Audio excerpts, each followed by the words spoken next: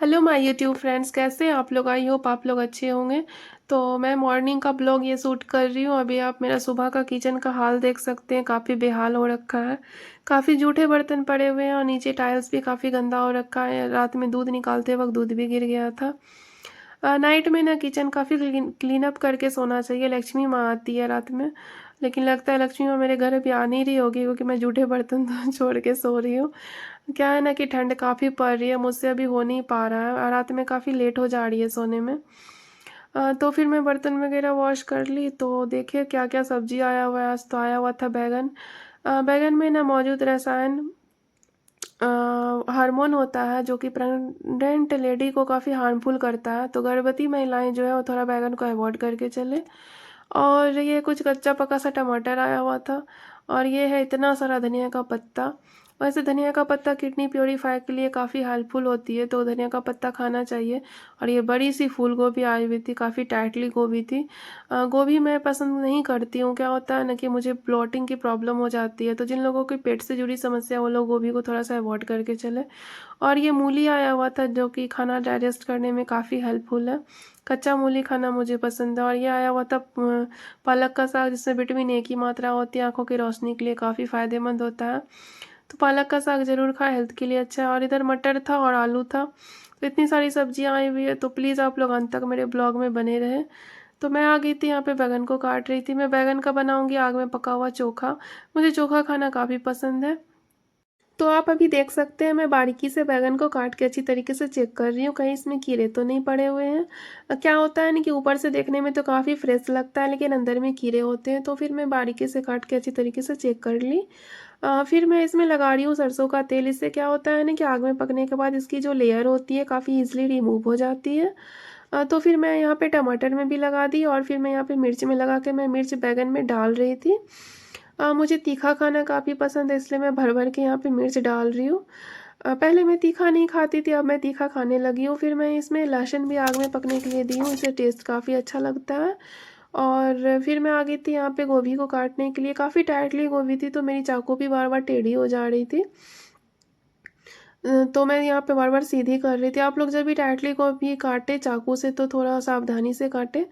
मैंने जैसे काटा, मैं गोभी का देखी क्या नीला रंग पड़ा हुआ था, तो आप लोग भी देखे काफ़ी नीला पड़ा हुआ है। नीला रंग पड़ने का दो ही रीज़न होता है। पहला, या तो सांप ने काटा है, या फिर दूसरा धूप के वजह से। तो फिर मैं 50-50 डाउट पे थी। पता नहीं सांप ने काटा है गोभी को या फिर धूप की वजह से हुआ है ऐसे। गोभी काफ़ी फ्रेश थी। फिर भी मैंने सारी गोभी को वेस्ट कर दिया। मैं रिस्क नहीं लेना चाहती थी 20-30 रुपया के कारण। जान है तो जहान है, तो मैंने सारे गोभी को फेंक दिया। आप लोगों को जब भी इस तरीके की सब्जी नीली दिखाई दे, तो कृपया आप लोग अच्छी तरीके से उसकी जांच कर ले फिर बनाएं। तो गोभी वेस्ट करने के बाद फिर मैं यहाँ पे पालक को काट रही थी। मैं बनाऊंगी पालक का साग। तो फिर यहाँ पे जड़ को मैंने अच्छी तरीके से काट लिया था, और फिर मैंने इसको खोल करके, इसमें रस्सी बंधी हुई थी, तो फिर मैं इसको खोल के अच्छी तरीके से यहाँ पे मैं वॉश कर रही थी। वॉश करने के बाद ना नीचे में ना काफ़ी मिट्टी जमा हो रही थी, तो मैं बहुत सारा पानी से इसे वॉश की। क्या होता है ना, नहीं तो खाने के बाद काफ़ी किचकिच सा लगता है खाने में। तो फिर मैं यहाँ पे बॉयल करने के लिए चढ़ा दी, और इधर मेरी टमाटर भी पक रही थी। तब तक मैं यहाँ पे सारी साफ़ सफाई कर रही थी। मुझे मुझे बिखरा हुआ कुछ पसंद नहीं पड़ता। मैं थोड़ी सी यहाँ पे पालक रख रही थी नाइट में पालक रोटी बनाने के लिए। और काफ़ी गंदा हो रखा, तो फिर मैं यहाँ पे वाइपर से रिमूव कर रही थी, और फिर मैं यहाँ पे पोछा भी लगा रही हूँ। अभी धूप नहीं हो रही है, जिस वजह से पोछा लगाने के बाद ना सूख भी नहीं रहा है, काफ़ी ठंड पड़ रही है, और नीचे टाइल्स भी गंदा हो गया था, तो फिर मैं ये नीचे भी पोछा लगा रही थी। काफ़ी घर मेरा थोड़ा सा खुला खुला सा है, तो फिर काफ़ी डस्ट आता रहता है, जिस वजह से काफ़ी गंदा हो जाता है, बार बार गंदा हो जाता है। और ठंड की वजह से मैं स्लीपर भी नहीं खोल रही हूँ, इसलिए डस्ट बार बार आ जा रहा है किचन में। और यहाँ पे काफ़ी बाजार लगा हुआ था, मैं सोची इस बाजार को मैं थोड़ा समेट लूँ। तो फिर यहाँ पे मूली के जो पत्ते थे मैं उसे तोड़ रही थी। मैं सोची थी गोभी में डाल के बनाऊंगी। इसका पत्ता गोभी में देने के बाद मूली का पत्ता का काफ़ी टेस्ट अच्छा लगता है, लेकिन गोभी फेंक दी, तो फिर मैं इसका पत्ता भी मैं सोची क्या करूँ रख के। मैं तो मैंने पत्ते को भी फेंक दिया कैरी में उठा करके। और जितनी सारी सब्जियाँ आती है ना कैरी में, तो मैं कैरी को होल्ड करके रखती हूँ और यूज़ हो जाती है। तो फिर मैं यहाँ पर भी पोछा लगा रही थी। साफ़ सफाई कर रही थी। काफ़ी बिखर सा गया था सारा कुछ, तो फिर मैं आकर के यहाँ पे मैं प्याज काट रही हूँ। मैं यहाँ पे प्याज काट रही हूँ साग में देने के लिए, पालक की साग में, और मैं मिर्च काट रही हूँ। मैं भर भर के प्याज और मिर्च दूंगी साग में। थोड़ा सा ज़्यादा प्याज देने पे साग की टेस्ट अच्छा लगता है खाने में। तो यहाँ पे मैं साग बॉयल कर ली थी और खा रही थी मैं तिल के यहाँ पे लड्डू। मुझे तिल का लड्डू खाना काफ़ी अच्छा लगता है, मुझे बहुत पसंद है, क्योंकि ज़्यादा वो मीठा भी नहीं होता, क्योंकि मैं ज़्यादा मीठा भी पसंद नहीं करती हूँ, कम मीठा होता है तो मुझे अच्छा लगता है।